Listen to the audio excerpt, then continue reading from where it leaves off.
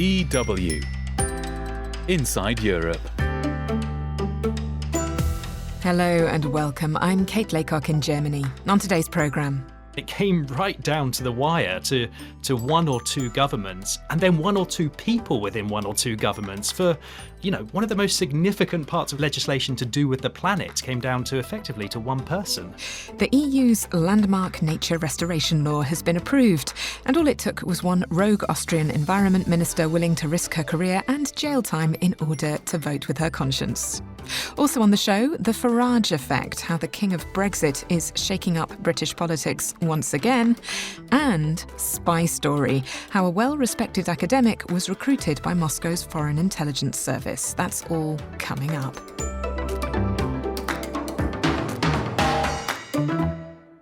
First off, here is a quick recap. The Green Deal was the signature policy of the previous EU legislation, an ambitious cross-sector plan to bring the continent to net climate neutrality by 2050. Following farmers' protests and a rightwards shift in the European political landscape, many of its measures had already been watered down, and that was even before the results of the EU elections.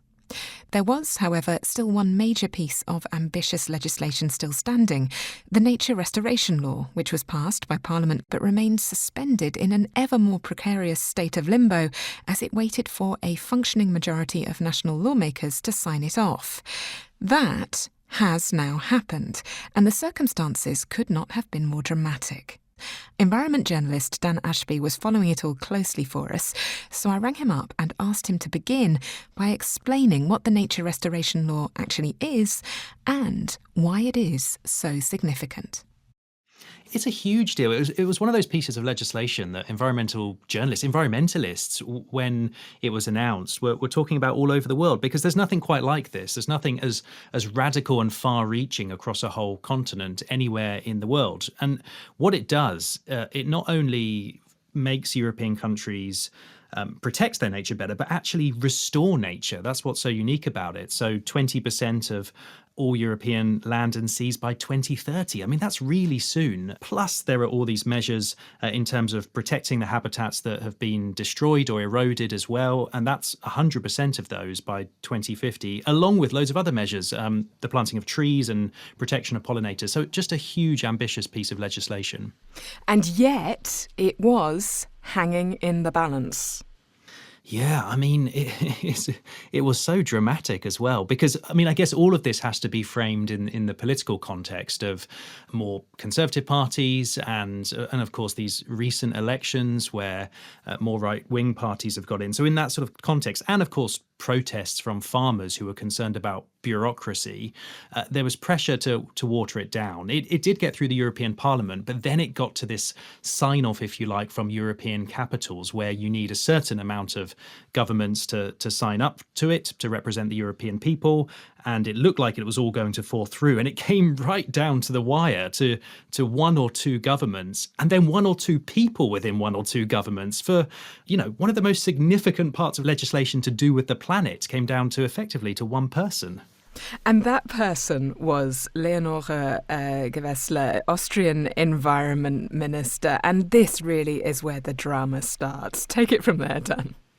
Yeah, now I'm going to give it my best go at taking you through definitely the most dramatic environmental Austrian moment in politics. So essentially, Austrian law, as I understand it, is that federal states would normally decide on something like this, but there has to be unanimity between them. And that broke down. And what that means then is that a representative of the government can make the decision. And in this case, in environmental law, it's the environment minister.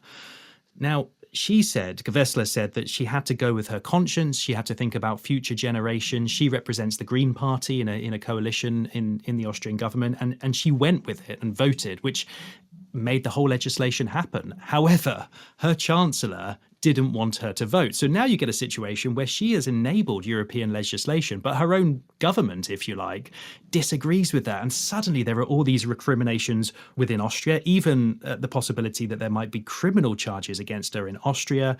There's an appeal to the Court of Justice. So you get an enormous, almighty political row within Austria and putting real strains on the government there. And yet because of the niche elements of legislation, she's able to push this through. It was dramatic, it was to the wire, and as compelling as it gets. Yeah, battle lines have been drawn in Austria and elsewhere, and Dan, the environment is becoming a really crucial wedge issue. Yeah, and of course this is in context of, you know, 1 million species are due to go extinct on the current course of human action. You know, the extinction rate in biodiversity could be up to 10,000 times higher than the natural base rate of extinction. We all know what's going on with the climate crisis. The latest was that the climate's increasing by 1/4 degree every 10 years. So we're getting really, really dramatic facts coming from scientists, really worrying results coming out. But of course, the political reaction to that and the way different parties and people respond to it is still up for grabs, because as you see around the world, you know, you have a set of people mostly on the left who are saying we need to take more action on the environment. And yet there is, particularly both within the EU but also outside the EU, in the UK and US, a group of people who want to slow down action on the environment because they think the speed is unsustainable and there are more important things. So, you know, this issue will become incredibly important for the planet, but also now for the way governments are formed and communities respond to it. Dan Ashby there, talking to me ahead of the launch, by the way, of Season 2 of the fantastic investigative environment podcast Buried, which he produces together with his partner Lucy Taylor for the BBC. More about that soon. Now, staying with British accents for a while, I think that it is probably time that we checked in on the final weeks of electioneering before UK citizens cast their ballots on July 4th. Polls are predicting a huge landslide victory for the opposition Labour Party, but all the buzz seems to be not with Labour leader Keir Starmer, but with the insurgent anti-Europe and anti-immigration politician Nigel Farage, now back on the domestic political scene as leader of the Reform UK party. From Manchester, Ashley Byrne sent us this report. Well, guess who's back? Back again!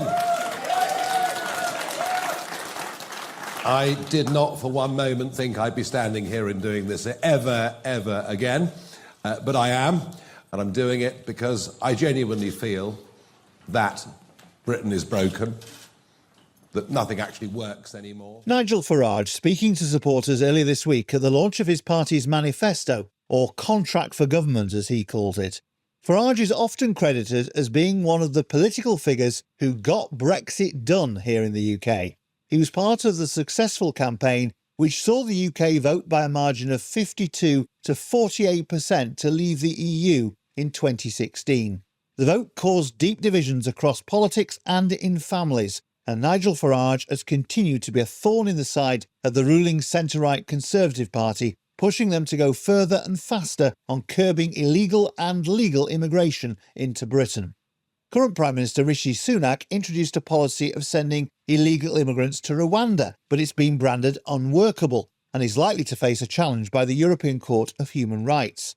At first, Farage wasn't planning to contest the election. He's been spending time in America, but sensing electoral capital could be made, decided to throw his hat in the ring for the south east of England seat of Clacton, and at the same time appointed himself party leader, with Richard Tice being forced to stand down and take a deputy role instead. UK political commentator Rob McLaughlin. Reform UK is not a political party like we understand political parties in this country. It's actually a private company, and the majority shareholder in that company is Nigel Farage. So effectively what the major shareholder did was tell the current leader that he was going to step in, he was going to take over the leadership, and he was going to dominate and determine what then happened. And Farage entering the fray has certainly had an impact, with his insurgent party polling between 10 and 18%, just behind Rishi Sunak's Conservative Party. So what's the appeal of a man who's tried 7 times and failed to get elected to the UK House of Commons? Here's some views on the streets of the town of Glossop and the city of Lincoln, both in the rural and largely leafy East Midlands. I think he's a man of the people. I think he hits pain points in England, what people sort of want to hear. Do you agree with his stance on migration? I appreciate people need to come and start a new life here, but what we are giving is way too much than other countries are giving. whereas everyone else will dress it up in political rhetoric. I think he reflects possibly the views of the common man. But views in metropolitan, cosmopolitan Britain are very different. Here on the streets of Manchester, it's hard to find anyone with a positive view of Nigel Farage. I don't like the Reform Party. It's far too extreme right for me. I despise his politics, I despise the way he talks. When they kind of make scapegoats out of people, just in general, they kind of point the narrative in a certain way. Does that worry you? Yeah, of course. I mean, it's really sad. It's tapping into tribal fears that people have. Is immigration something you worry about? Me personally, no. I work with an awful lot of Eastern Europeans and all that. I'm a shop fitter, and I don't see it as a problem because we need the people. Political commentator Rob McLaughlin thinks Farage and his anti-immigration views are attractive to a particular type of UK voter. There is a large swathe of people who do feel they've been left behind. And that primarily in the United Kingdom is in areas that you might traditionally say are industrialised, white, working class areas, in the same way that, Donald Trump appealed to those audiences in the United States who felt that they'd been deindustrialised. But the anti-immigration rhetoric is divisive. Marvin Cole is a black journalist, broadcaster and presenter based in Birmingham. She presents the podcast, The Trouble with Politics. I sense that it gives anyone who is not white, I sense that it makes people extremely uncomfortable and makes them feel unwelcome in a country where perhaps their parents, grandparents were welcomed as people who contributed to the rebuild of the country after the Second World War. It makes people of colour who were born in Britain feel scared of being here. And that feeling has been heightened ever since Brexit, and it's borne out as well in hate crime figures. The irony is that despite Reform's insurgents, under the UK's first-past-the-post electoral system, it's hard for a new party to gain actual seats, even if they have widespread support. All the analysis points to the centre-left Liberal Democrats, who are polling several percentage points below Reform, getting many more seats. With just under 2 weeks to go, it remains to be seen whether Farage's impact will sustain right up to polling day. He's an ally of Donald Trump, and though he's not mentioned him much lately, the other parties are unlikely to forget to remind the electorate of his connection to the first US president to ever be convicted of a felony. But will it be enough to help Rishi Sunak's Conservatives head off their worst defeat in 150 years? This election is, for our party and for me, the first important step on the road to 2029. Our aim and our ambition is to establish a bridgehead in Parliament and to become a real opposition to a Labour government. Whatever happens, Nigel Farage and Reform's insurgents has the real potential to force a complete realignment of the political right in Britain. This is Ashley Byrne for DW in Manchester, England. The ground is shifting on both sides of the channel, so with major elections coming up in the UK and France, do make sure that you're subscribed to our podcast so that you can follow our coverage.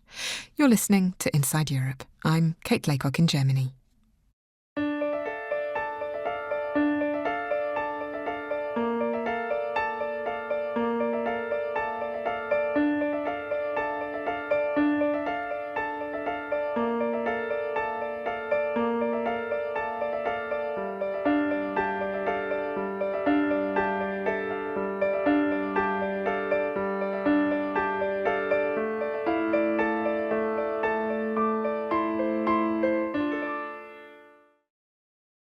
Finally, this half hour, we have a real-life espionage story for you.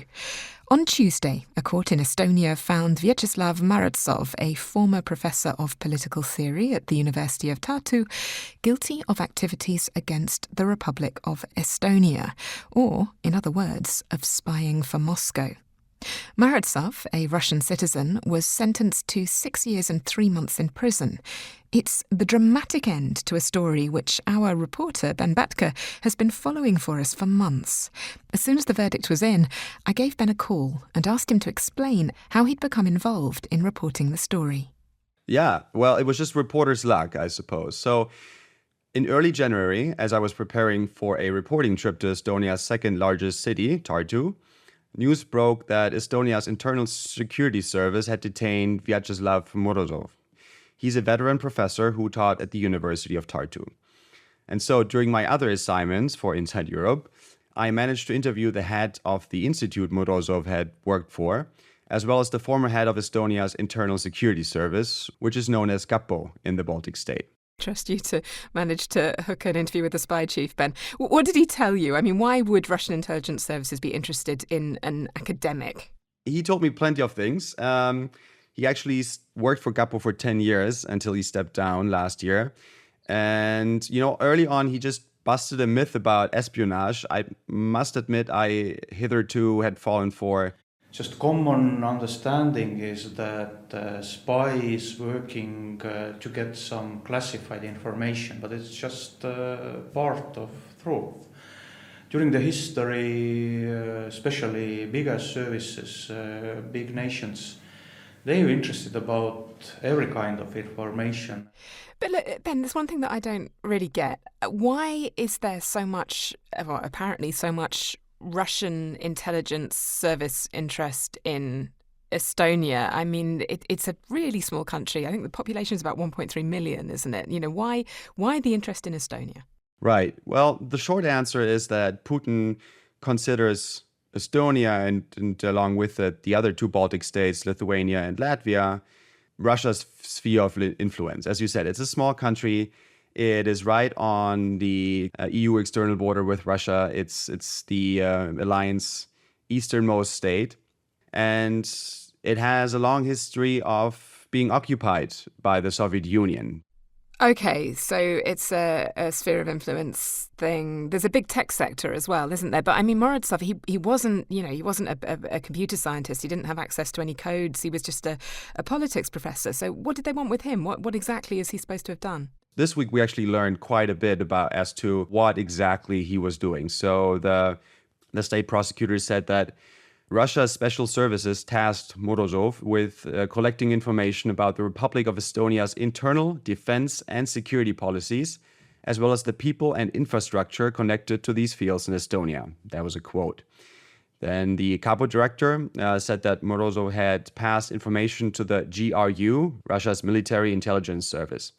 Apparently, he was recruited while he was a student at St. Petersburg State University in the 1990s, and his active service for the GRU began in 2010, the year he moved to Estonia and applied to become a lecturer at the University of Tartu. During the interview, Sinisalu called this process talent spotting. Some colleagues even say that it's like intelligence is like vacuum cleaner. You take it all, what you get.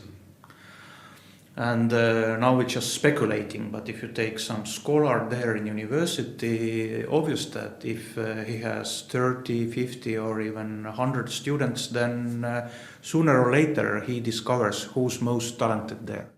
This is nasty, really. What we've got is someone who is working in a small institute in Tartu, and he is gathering information on his colleagues and on his students and passing this on.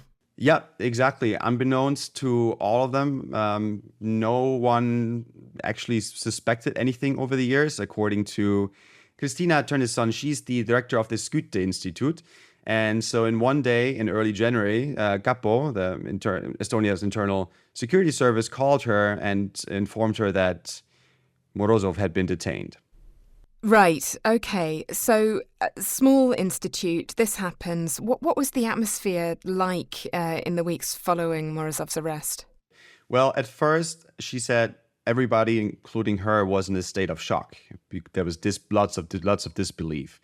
Yeah, after this initial shock, she then had to deal with an atmosphere of distrust, I guess, and it took hold of her institute and the University of Large. And so she told me that 9 faculty members and 11 students at her institute were Russian nationals at the time. And while nobody said anything damning about Morozov, she said that both Russians and Estonians started voicing suspicion of other Russian nationals in the department. They have come to me and asking about other people. that I have noticed that this person said, maybe you should check the background. Maybe this sentence is something wrong. No additional comments concerning Vyacheslav Morozov, but people point out something about others. Okay, so an incredibly tense situation there. How have things evolved since your interview and since, of course, this verdict this week? Well, she told me that pretty quickly, maybe in a matter of a month or two, she was able to restore a positive and supporting attitude at her institute, and that things went back to normal until this week, that is, of course. Now, with the verdict, Morozov having been sentenced to more than 6 years in prison, the reactions among her faculty range from feeling betrayed over a sense that justice has been served to immense disappointment and disillusionment, as one lecturer put it. Morozov was someone we trusted, respected and worked closely with. The fact that he continued his collaboration with GRU even after the grievous atrocities Russia has committed in Ukraine is beyond my understanding. These actions are not only betrayal of Estonian state, but also betrayal of basic human decency and the values we stewed together in academia. Morozov's actions have left a deep wound in our community. Skype Institute lecturer Heiko Perbo there. Ben, this problem, is it limited to this institute or is it much wider? It's definitely much wider. So we're in speculative territory here, just as a disclaimer. But it is obvious that Russian spying activities is extensive and that the hybrid warfare has been going on for a long time, right? Not just the kinetic warfare, obviously, that we see in Ukraine. On Monday of this week, the Wall Street Journal actually reported that some 700 suspected Russian intelligence officers operating under diplomatic cover have been expelled worldwide in the aftermath of Moscow's full-scale invasion of Ukraine. And the journal also said that 2 Russians who posed as Argentinian immigrants in Slovenia, also a EU and NATO member country, used Slovenia as a base to travel to nearby European countries to pay sources and communicate orders from Moscow. And they were actually arrested, though, however, in December 2022. Well, Ben, if this was the tip of the iceberg, then you saw it from afar. Thank you very much for talking to me about this story. As you said, it's only the tip of the iceberg. Icebergs abound. Think of us as a handy crow's nest from which to spot the peaks. Our feedback address is insideeurope@dw.com. Our podcast is in all the usual places, and that includes Spotify, where you can take part in our weekly listeners' quiz.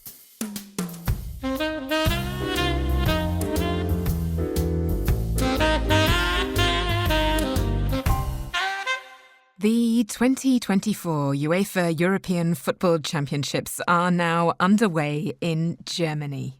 What we want to know is this. Who is the mascot? Is it Albert the teddy bear?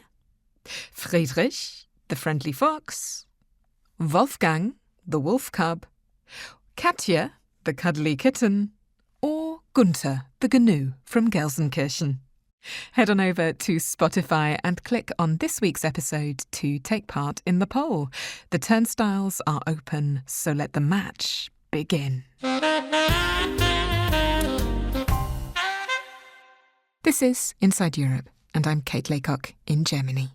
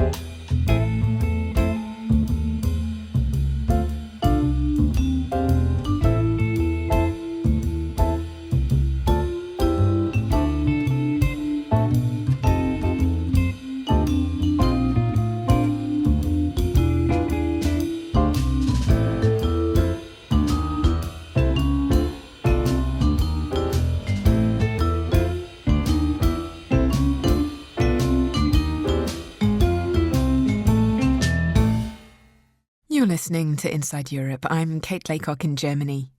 It's a game of two halves now as we focus on two topics with rather more intersection than is comfortable: security and sport. In the security section, we have the man tipped to be the next NATO chief, the thorny issue of what to do with confiscated Russian money, and how Turkey's defence industry is profiting from the war in Ukraine. That's followed by our sporting lineup. The UEFA Championships get off to a boisterous start in Germany, and Paris prepares for the Olympics in the shadow of a looming elections crisis. Broadcasting from Germany, this is Inside Europe. As world leaders filed out of the so-called Ukraine Peace Summit in Switzerland last weekend, there was a telling moment. Reporters had been trying to get the attention of various political heavyweights, from Volodymyr Zelensky to Chancellor Olaf Scholz, all to no avail. Then one man stepped forwards. Well, first you should accept the invitation. And I think he made a mistake not being here. It was Mark Rutte, currently acting as caretaker Prime Minister in the Netherlands until the coalition around Geert Wilders, the man who beat him in the elections in November, has been installed. As Rutte spoke, however, it became clear that he wasn't talking as the outgoing Dutch PM, but rather as a man who seemed to be expecting to be talking on behalf of NATO itself. This conference is that we have over 90 countries present here, that we will discuss some crucial issues. And indeed, later in the week, the outgoing NATO Secretary-General Jens Stoltenberg threw his weight behind Mark Rutte as his successor, and, perhaps even more significantly, Hungary's Viktor Orban removed his objections. All developments, of course, that were being followed by our Dutch-born Budapest correspondent, Stefan Bos. Who, I asked him, is Mark Rutte, and what might qualify him for the job? Well, you know, he is a 57-year-old single man who prefers to go on his bike to his office and very much reaches out to people. He's still a teacher also. Every week he goes to school to teach, by the way, also migrant children and so on. It's very much part of his DNA, I would say. But it's also a person who is known as the Teflon politician, the guy who can laugh every crisis away. I mean, he had quite a full plate, I would say, ranging from earthquakes in Groningen because of the natural gas exploration there, to scandals about child benefits, basically putting pressure on especially migrant families to pay back huge amounts of money to the tax authorities only because there was racial profiling involved and so on. So he oversaw a lot of scandals through the years. He's also one of the longest serving European leaders, together with the Hungarian Prime Minister Viktor Orban. So he has experience as a politician. Many people view it as a professional politician. Yeah, and whether we have to be happy with that remains to be seen, of course. I'm glad that you mentioned Viktor Orban there, Hungary's strongman prime minister. There was quite a bit of, well, in colloquial parlance, beef between the two men, wasn't there? What was all that about?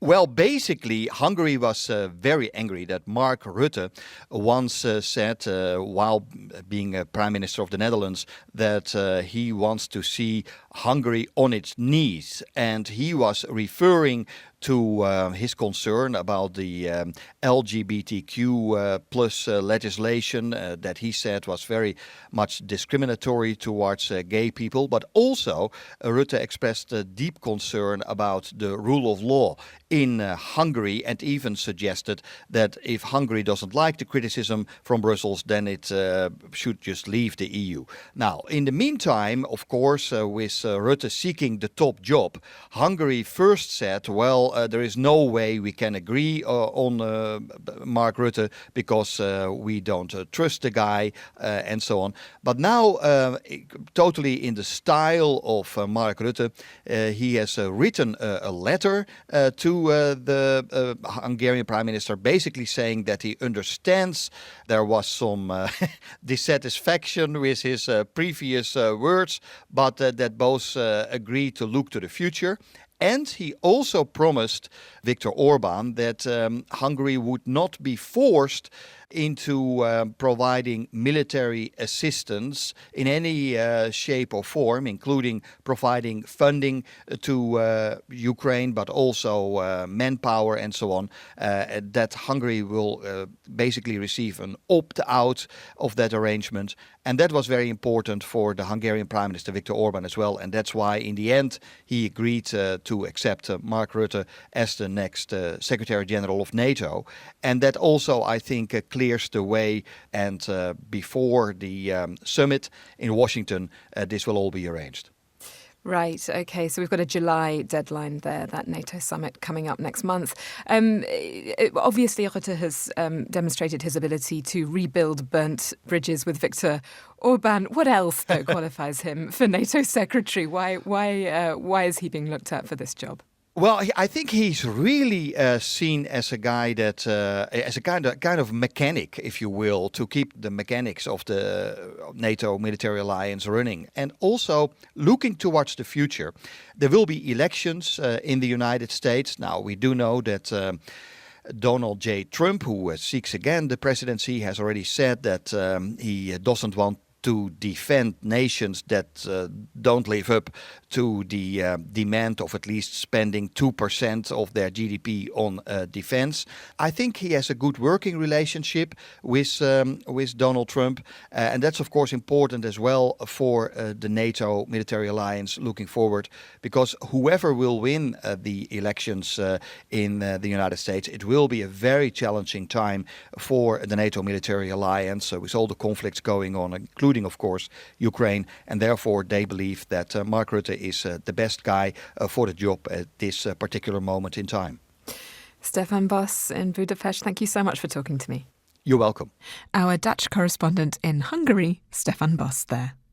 Well, top of the new NATO Secretary General's in tray will, of course, be the ongoing question of how to finance the war in Ukraine. One answer might lie with the roughly $300 billion in Russian central bank assets that were frozen by the West after Moscow invaded Ukraine. But do countries that are not directly at war with Moscow have the right to confiscate those assets and use them to help Kyiv in the fight back? The US has argued yes, whilst the EU has said no. But at the G7 summit in Italy last week, a $50 billion compromise was found. Nick Martin reports. $321 billion. That's how much the West has so far committed to help Ukraine fight back against Russia's invasion. Much of this military, humanitarian and financial support has been promised but not yet delivered. And then there's the political infighting as the cost to national budgets keeps rising. The US Congress spent months arguing about whether the latest tranche of Washington's cash, $61 billion, could be better spent on domestic issues. Approval was finally given in April. The EU, meanwhile, has struggled to make up for the shortfall in funding to Kyiv. Another major quandary is what to do with the estimated $300 billion of Russian assets frozen by the West to try and impair President Vladimir Putin's war machine. Washington has pushed for the principal amount to be delivered to Kyiv to help boost Ukraine's military. Brussels has been hesitant, as most of the money seized took place in European Union territory, Belgium. Last week, G7 leaders agreed to use the interest earned from the $300 billion as collateral for a one-off $50 billion payment to Ukraine. Jacob Kirkegaard is a senior fellow at the Brussels office of the German Marshall Fund think tank.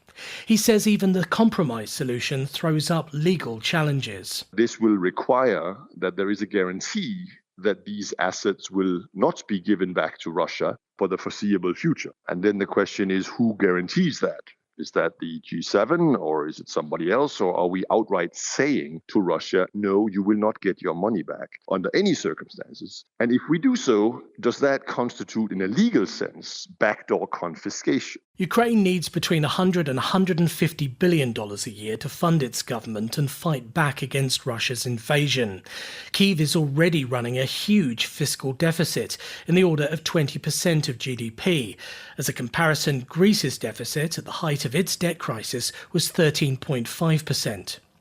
With an increasingly patchy stream of funding from the West, Ukraine will likely have to raise taxes, which the government has been hesitant to do until now, because in the middle of a conflict, higher taxes can depress an already weak economy.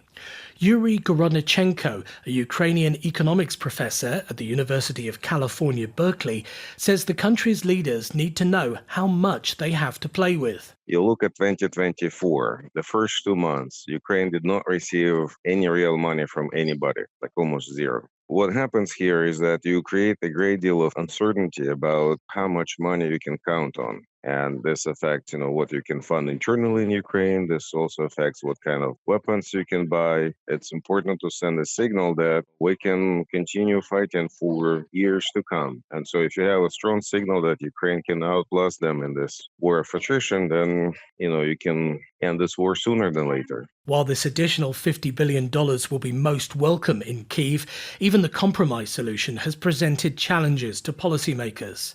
Kierkegaard says it could now be difficult to unfreeze the principal amount after the war to help fund Ukraine's reconstruction.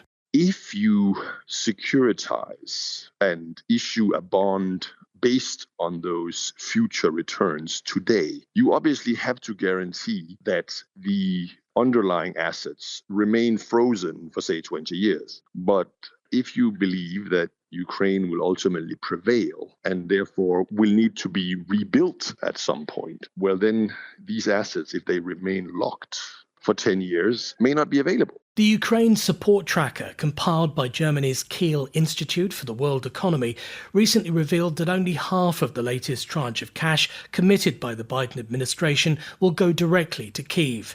The rest will boost the US Department of Defense's coffers. EU countries are also prioritising their own military spending, which could see funding to Ukraine come under additional pressure. That's leading to fresh calls for the principal amount seized from Russia to be used as a major shot in the arm to Ukraine. Economist Yuri Gorodnichenko again. For me, it's really puzzling, why European taxpayers have to pay for this war when you have Russian money sitting there. And, one way or another, Russia is going to be held responsible for what they do in Ukraine. So you can wait 10 years and then transfer money to Ukraine, but it will be probably too late to influence anything. Or you can do it now and then be effective. In the short term, this compromise will make aid to Ukraine somewhat Trump-proof. The former US president has vowed to cut down support to Kyiv if re-elected in November, but has recently toned down his rhetoric. If the US election result is unfavourable to Ukraine, at least G7 leaders have secured billions in funding for one more year. Nick Martin, DW.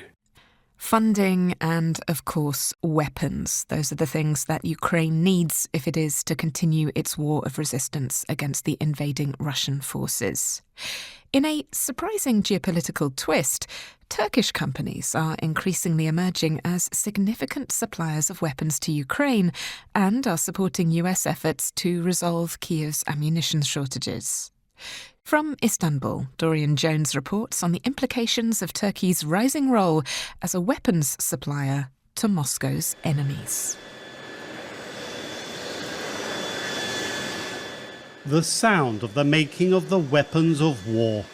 The United States' latest munitions factory went online this month using the Turkish company Repcon's state-of-the-art equipment. The factory will ultimately account for a third of US shell output, part of Washington's efforts to triple production of desperately needed munitions to help meet shortages faced by the Ukrainian army. Turkey analyst Sinan Ciddi of the Washington-based Foundation for Defense of Democracies says Ankara is playing a key role in helping to meet the shortfall.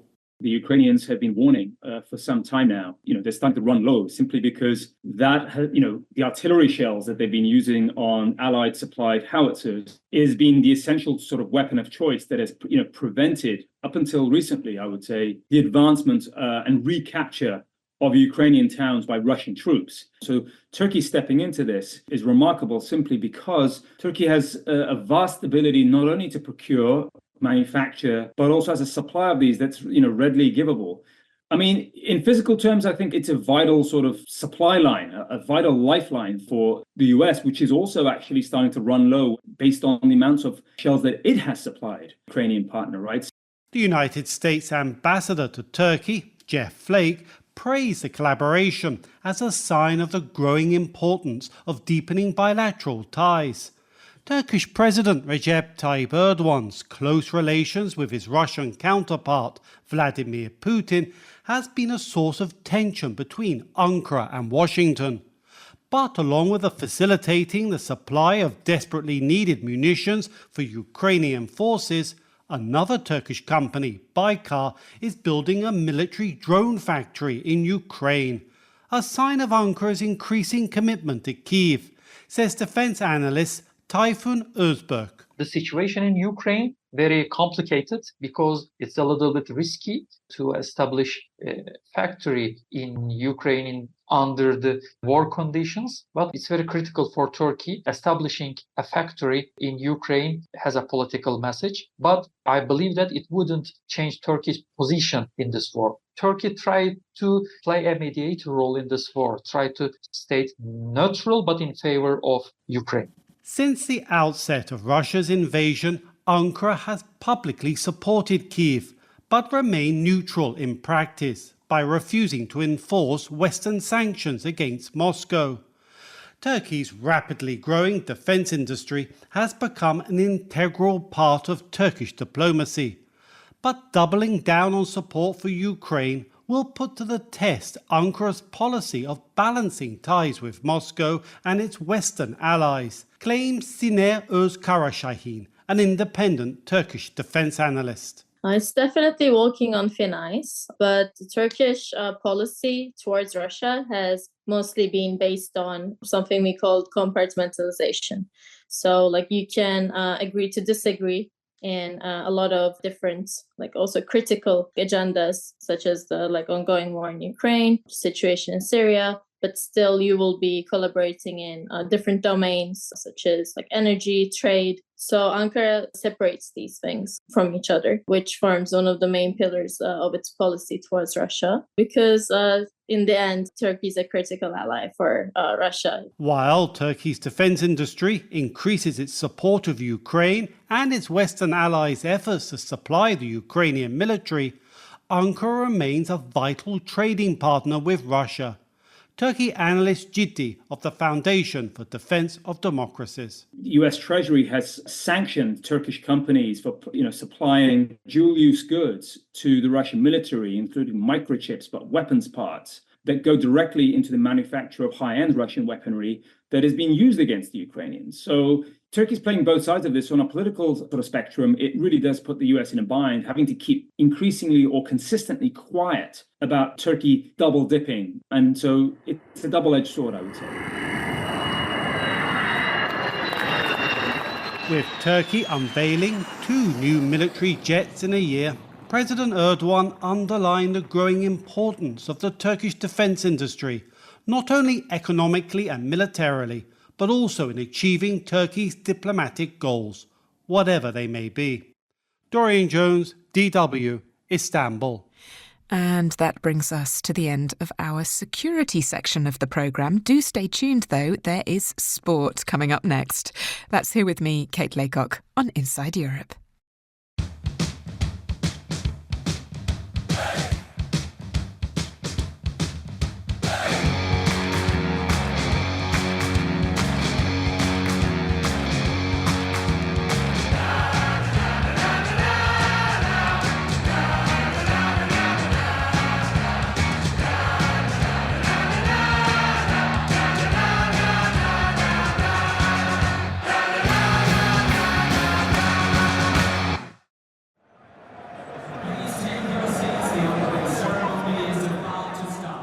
Yes, the UEFA European Football Championships are now well and truly underway, with Germany playing host for the first time since reunification.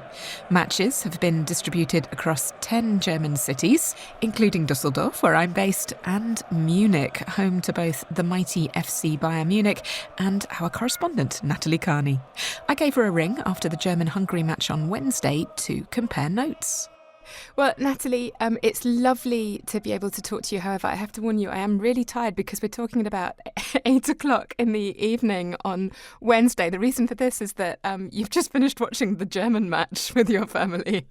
Absolutely. And of course, this comes a day after the first Turkish match and Portugal match. So there's a lot of late nights being had these days. And I'm not the only one, of course. The Turkish match, you were out and about in the fan zone for that, I believe. Absolutely. Yes, here in Munich, where I'm based. Of course, this was the city that opened the whole tournament this year. Fantastic atmosphere. The big giant fan zone they have at the city's Olympia Park. Perfect environment for the setup. And of course, the opening match between Germany and Scotland. What a crazy event that was. Scotland played really bad. But the German fans are all really friendly. We had a great time. So we're Scottish fans. We always have to have hope. Rubbish, but we're still here for a party. It was a great time. Really friendly people from Germany. It was lovely. Swapped the tops, and we all sang together. That's what football's about. So Scotland was a really good guest for us, but Germany is still the best football team in the world. We were in the centre of the Munich yesterday. It was fantastic. Honestly, I've not seen an atmosphere like it before. Who's good? Who's going to win tonight? Scotland! And kilts. Oh my goodness, I've never seen so many men in skirts in my life. It was wonderful, so much so that the presenter of Antenne Bayern, which is one of the main radio stations here, had to announce on the stage of the fan zone that the signs for the washrooms with a woman in a dress were meant for women and not for the men in their skirts, in their kilts.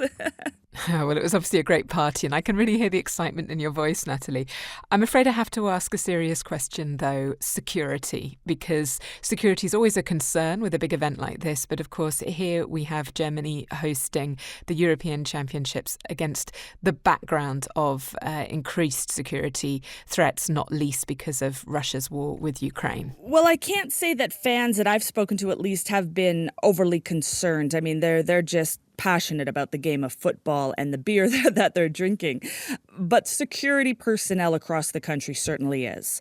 I mean, we go into this tournament, as you've mentioned, with wars just around the corner. Unfortunately, the one going on in Gaza right now, the one, as you've mentioned, in Ukraine. It's very much front and center in a lot of people's minds, at least the security personnel. So there is a very heavy presence of security at these matches and in the fan zones as well. Here in Munich, there's over 2,000 security personnel that are in the fan zones, that are at Allianz Arena when there are games being played there, that are even throughout the city, making sure that they've got their eyes on everything. Because it's not just the threat of, something that could come stemming from these conflicts in other areas, but it could also just be hooliganism and even cyber threats. So these security personnel have been really well trained, and for months actually have been going through tactical training exercises to be prepared for any circumstance, be it a bomb threat, be it a really rowdy group of fans, or again, as I mentioned, something happening online. The security forces have been trained. And it's also worth noting that a lot of the participating nations in this Euro Championship have also sent security forces. I mean, there's 40 police force from Austria, neighboring Austria here throughout the country, helping with the security backup. And as well, the majority coming from France, because they themselves, of course, are in training and are practicing and are wanting to be best prepared themselves for the Olympics that are, of course, there next month. Natalie, thank you so much for joining me and for setting us up so nicely for our next piece from Paris. Wonderful. Well, as Natalie Carney so helpfully reminded us, the Olympic Games are indeed due to start in Paris in only a few weeks' time. But the preparations are being overshadowed by the political crisis precipitated by President Emmanuel Macron's decision to call snap legislative elections in response to the triumph of Marine Le Pen's far-right National Rally Party in European elections earlier this month. This week, Paris's mayor, Anne Hidalgo, urged visitors not to be put off by France's democratic crisis and the extreme right standing at the doors to power. Paris, she promised, would remain a capital of light, a city that inspires and that is never afraid. So, can Paris pull it off? Daniel Rosny has been finding out for us. The 5 Olympic rings have been mounted on the Eiffel Tower in front of me for a couple of weeks now, bringing some much-needed colour to the famous Parisian landmark. The 5 hoops represent the 5 continents of the globe, a show of unity. But before the Jeux Olympiques de Paris begin on the 26th of July, international onlookers are now seeing this election play out. And instead, France's divisions are being highlighted to the world in a fast-paced campaign. Olympics is supposed to be a fun thing with sports. And the France is giving a bad image, a bad face about us because we seem to be disorganized. So I think it's not really a good choice from Macron. Right in front of the Eiffel Tower is where the beach volleyball events will take place. It's a temporary structure on the Champ de Mars, a popular meeting place. When the Olympians arrive, it'll be full of assists, fouls, and underhand serves. We are getting some of that in this election campaign too, but many Parisians feel because this has come as a surprise, key issues like climate change, public services, and the economy aren't being discussed as much as they should be. My name is Johan. I'm not sure we're gonna speak a lot about this election, and it's unfortunately a bad thing because it's a really important election. They will focus on immigration and security only because it's easier to get some people to vote for you with these topics. Time is against them, much like some of these workers outside the Stade de France, the Olympic Stadium, just around 10 kilometres away from the Eiffel Tower. Here, in less than 40 days, the French president wants the world to see France at the centre of celebrations, sport bringing 206 countries together at the Games. But when you mention Macron's decision to have these elections just weeks before the biggest sporting event in the world, many around the stadium, including Angie, a young woman, shake their head sighing. I don't have a lot to say about him. What will you be looking out for in the election? Maybe people to wake up and see that things are going the wrong way. Why are they going wrong? The right party is getting bigger and stronger, so that's a little bad for me. What's your name, sorry? Jeremy. Jeremy, my name's Daniel. And what do you think will happen in the next 3 weeks? In the campaign? Yeah. Political campaign. It's a show. It's a show. It's a show. If you follow it, you get like crazy. It's just people like they wanna be in power, but otherwise there is nothing else, nothing deep. Apathy, frustration and political exhaustion is clearly what most Parisians feel going into this election. Some are worried, others optimistic. But every political party in this campaign race is going to have to jump through more than the 5 Olympic rings to get on the podium of power. Daniel Rosny in Paris for DW. Daniel Rosny there, walking away with the gold medal for the number of sporting metaphors fitted into one report. Also bringing us to the end of the show. Our feedback address is insideeurope@dw.com. The programme was produced by me, Kate Laycock, with help from Nick Martin and sound engineer Jürgen Kuhn. Inside Europe comes to you from DW in Bonn, Germany.